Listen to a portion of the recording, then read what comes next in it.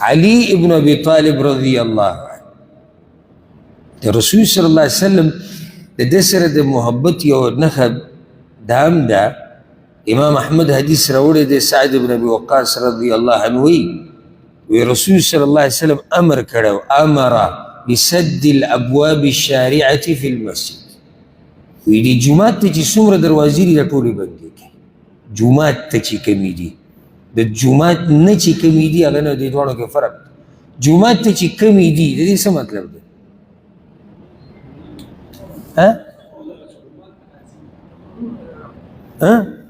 بارک الله فیک. د کور نه چې جومات ته کومه دروازه ده، یعنې جومات ته به دننه راننوځي، دا ټولې بندې کوي.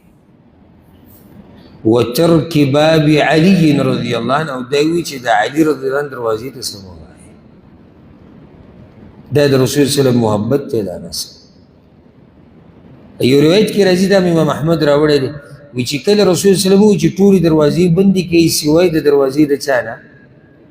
د علي نه. فتکلم فی ذلک الناس، خلکو بیا وروسته خبرې وکړي. څه خبره به خلکو کړي؟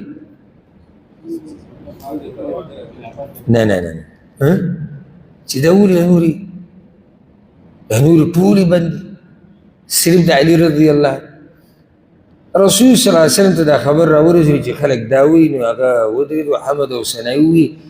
بیا ورته ووایي چې ما امر کړی چې دروازې ټولې بندې کړي سوای د دروازې د علي رضی الله عنه. وقال فيه قائلکم، نو تاسو کې خلکو خبرې وکړي، زما دې په الله قسم ما سددت شیئا ولا فتحته، ما د خپل مرضۍ نه نه څه دروازه بنده کړې نه مې کوراو کړې ده، ولکني امرت بشیء فاتبعته، ما ته خو چې څه ویلی شوي دي زه هغه وایم. دې څه مطلب شو؟ دا ورته الله ویلي. اوس یو خبره زړه ته راځي. صحیح بخاري کې روایت ته تاسو اورېدلی مې چې رسول صلی چې کله بیمار شو جون په اخرنۍ برخه کې، نو دی ویلو چې دروازې ټولې بندې کړي سوای د دروازې د چا نه؟ ابوبکر صدیق. نو دا څنګه؟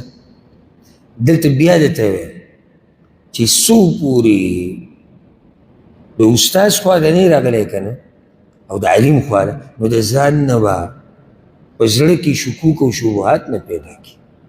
او چې چاته شک او شبهه پیدا شوه او هغه په منبر ناسي پوه شي چې دی په خپله به دې مسله نه دی چې یو طرف ته ده بل طرف ته ده، نو واوره هیڅ ټکراو نشته.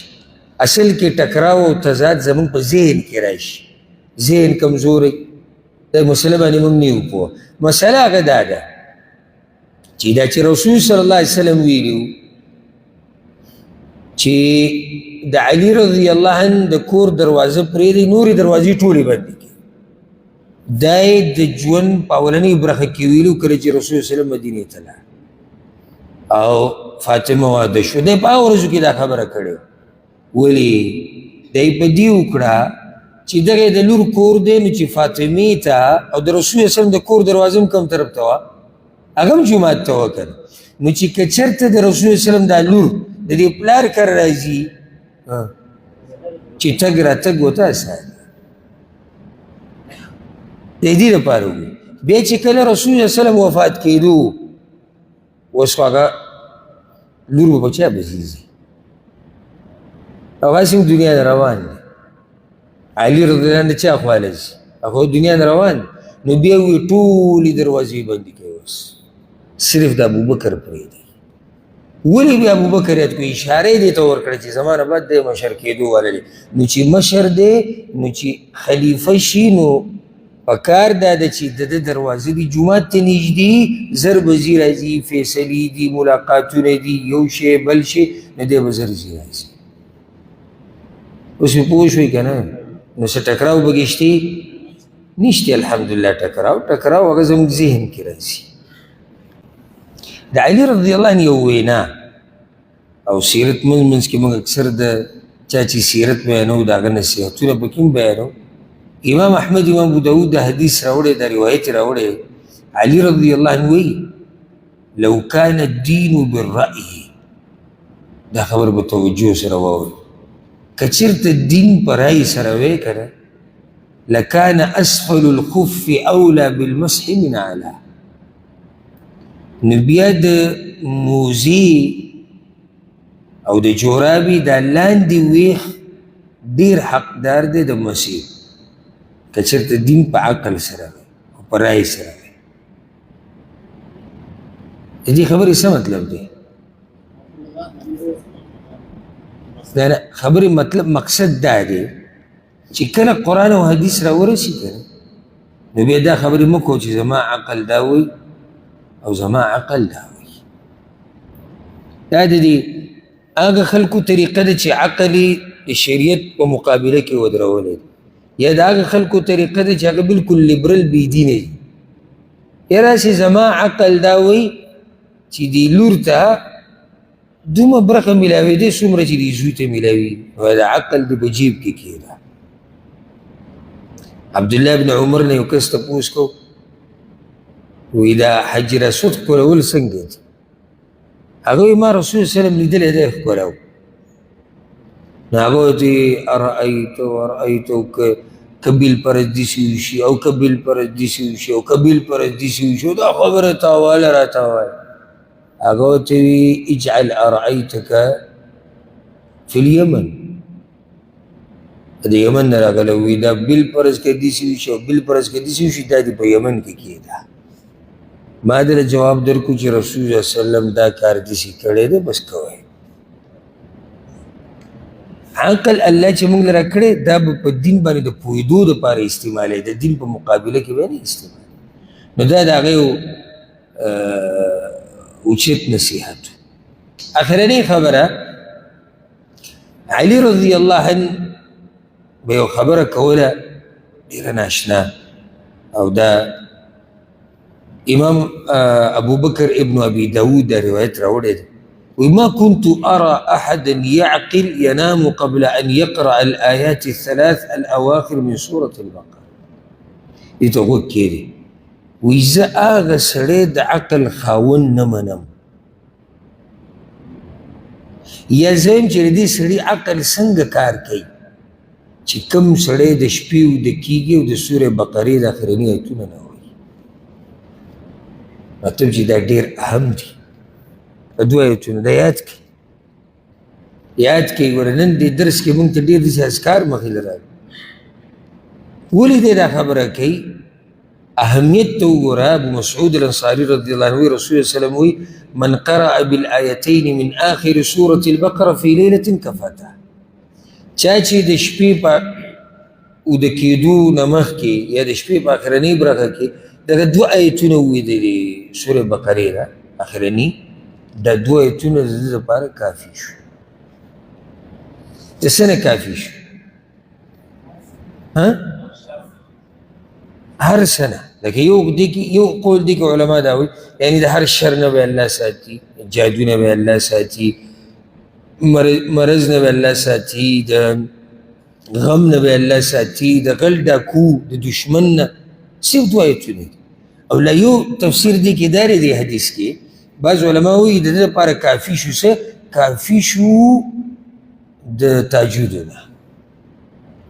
یعنې د دوه آیتونه چې وي لکه تا چې څه چل وکړو لکه تا چې تهجد که دغه وی او که دا وی د ډېر اوچت آیتونه دي. او حدیث کې دا راځي رسول صلی الله علیه وسلم امام احمد راوړی، امام ترمذي هم راوړی وإن الله كتب كتابا قبل أن يخلق السماوات والأرض ب2000 عام. د ځمکې او د اسمان د پیدایش نه 2000 کاله مخکې الله یو کتاب لیکلی دی چې لیکلي کړي. مطلب دا د هغې نه یې 2 آیتونه رالیږلي دي. هغه څه لیکل چې الله کړي دي د هغې نه یې 2 خبرې 2 آیتونه رالیږلي دي. کوم ځای کې دي؟ فختم بهما سورة البقره، نو په هغې باندې سوره بقره ختمه کړې ده. فلا يقرآن في دار 3 ليال فيقربها الشيطان. کم کور کې چې 3 شپې پرله پسې دا 2 آیتونه ولوستلی شي دې کور ته شیطان نه نږدې کېږي. فضیلت ته وګوره.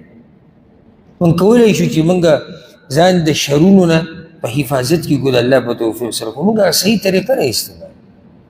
هلته لاړ شو دلته لاړ شو دا وکړو دغه وکړو خلک را باندې لوبې کوي قسمه قسم پیسې راله پیسې وخوړي دین یې راله دین خراب کو عزت یې راله عزت خراب کو نو ځکه موږ بار بار وایو چې صحیح دین ته را واپس شه دا ټولې مسلې به دې حل شي که ته غواړې چې شیطان رانشي کور ته نو څه به کوې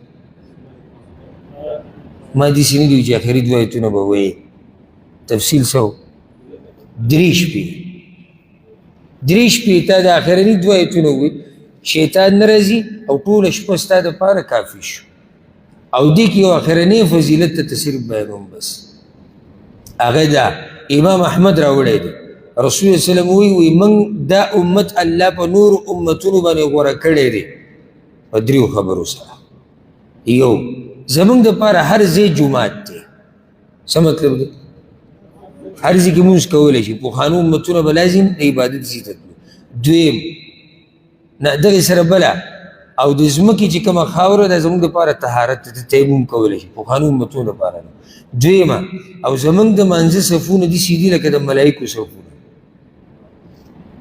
او دریمه الله رب العزت ماله د سورې بقرې د آخرني ایتونه راکړي دي لم يعط منه احد قبلي ولا يعط منه احد بعدي دا په یو خزانه کې دي دا خزانه د عرش لاندې ده د دې نه مخکې چاته ایتونه داسې نه دي ورکړی شوي او نه به دې نه بعد چاته داسې ورکړی دا دومره اوچته ایتونه دي نو دا هره شپه لولئ او کور کې هم د دې تلاوت کوئ انشاءالله را روان بیان کې به بیا مخکې د علي رضی الله عنه سیرت بیانو الله رب العزت موږ د هر شر نه وساتي الله دې موږ د بد نظر نه د حسد نه د جادو د کوړو منترو نه دې الله موږ او زمونږ کورنۍ او زمونږ اهل و عیال ټول وساتي او الله رب العزت موږ ټولو ته پراخه حلاله روزي راکړي او الله رب العزت د دې نیکانو خلکو سره زموږ ملاقاتونه په جنت الفردوس کې وکړي هذا والله اعلم وصلى الله وسلم على نبينا محمد